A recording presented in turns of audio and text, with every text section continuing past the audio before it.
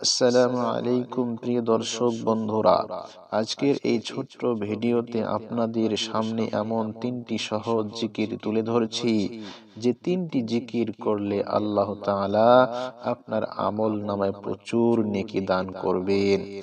ব্যবসা বাণিজ্যে উন্নতি হবে, চাকরির সন্ধান হবে, যার পিঠ দেওয়ালে ঠেকে গেছে, বাড়িতে অশান্তি কাটছে না, রিজিকের মধ্যে অভাব, এই ভিডিওটি অবশ্যই দেখুন আর ভিডিওটি শেষ পর্যন্ত দেখুন, কারণ শেষ পর্যন্ত ভিডিওটি দেখলেই জিকিরগুলোর ফজিলত এবং সঠিক পাঠ জানা যাবে ইনশাআল্লাহ। তো সুপ্রিয় দর্শক ভাইয়েরা ও বোনেরা, চলুন দেরি না করে এই তিনটি জিকির জেনে নেই এবং এর ফজিলত কি জেনে নেই।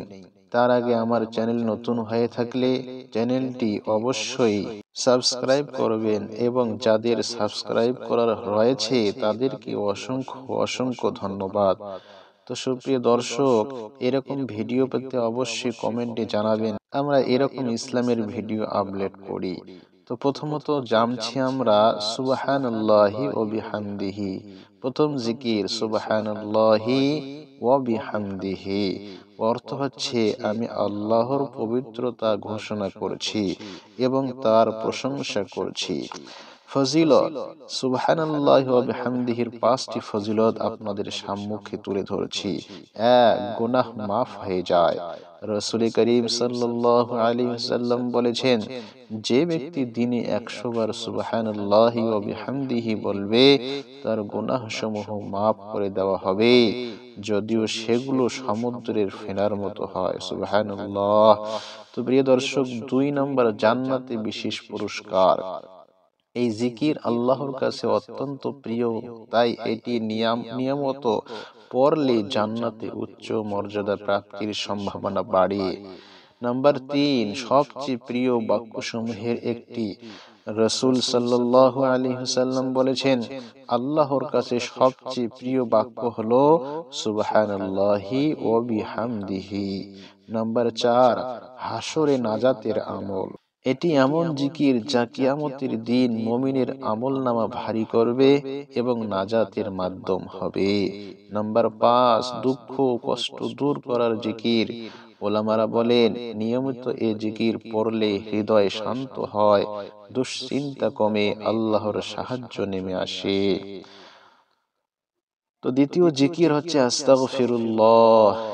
সবাই বলেন আস্তাগফিরুল্লাহ, অর্থ আমি আল্লাহর কাছে ক্ষমা চাই। আস্তাগফিরুল্লাহ এর ফজিলত। আস্তাগফিরুল্লাহর 5টি ফজিলত আমি তুলে ধরছি আপনাদের সামনে। 1 নম্বর, গুনাহ সমূহ ক্ষমা হয়ে যায়। আল্লাহ তাআলা বলেন, তোমরা তোমাদের প্রভুর নিকট ক্ষমা চাও, নিশ্চয়ই তিনি পরম ক্ষমাশীল। নিয়মিত ইস্তিগফার করলে আল্লাহ ছোট বড় অনেক গুনাহ মাফ করে দেন। সুবহানাল্লাহ। নাম্বার 2, রিজিক বৃদ্ধি পায়।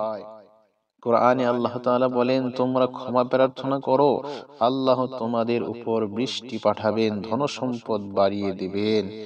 ইস্তিগফার রিজিক বৃষ্টি বরকত বৃদ্ধির কারণ হয়ে যায়। নাম্বার 3, দুশ্চিন্তা ও কষ্ট দূর হয়। যে ব্যক্তি, রাসূলুল্লাহ সাল্লাল্লাহু আলাইহি ওয়াসাল্লাম বলেছেন, যে ব্যক্তি অধিক ইস্তিগফার করে আল্লাহ তাকে প্রত্যেক দুশ্চিন্তা থেকে মুক্তি দেন এবং সংকট থেকে বের হওয়ার পথ করে দেন। নাম্বার 4, হৃদয়ে পরিশুদ্ধ হয়।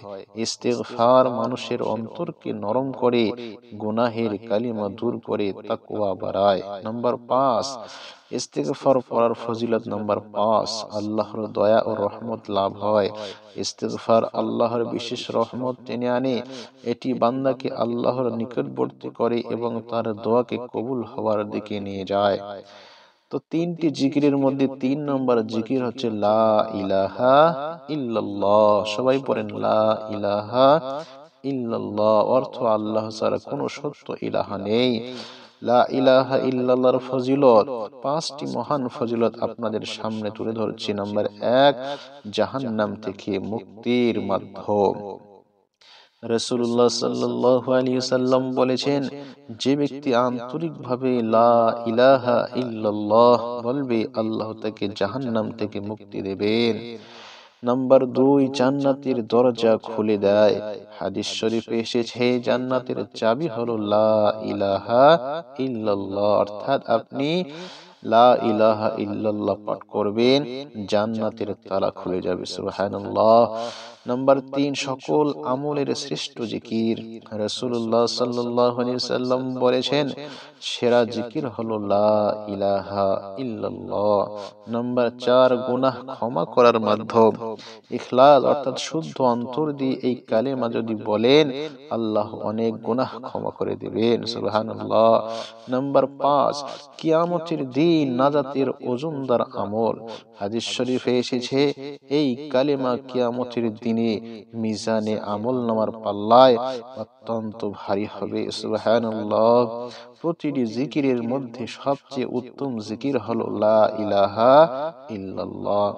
তো এমএইচ মুসলিম টিভির প্রিয় বন্ধুরা, যদি ভিডিওটি আপনাদের উপকারে আসে তবে ভিডিওটি আপনার আত্মীয় স্বজন ও বন্ধুদের সঙ্গে শেয়ার করুন। আমাদের চ্যানেল এমএইচ মুসলিম টিভিতে ইসলামিক ভিডিও পেতে লাইক, কমেন্ট এবং সাবস্ক্রাইব করতে ভুলবেন না। জাযাকাল্লাহু খাইরান জাযা।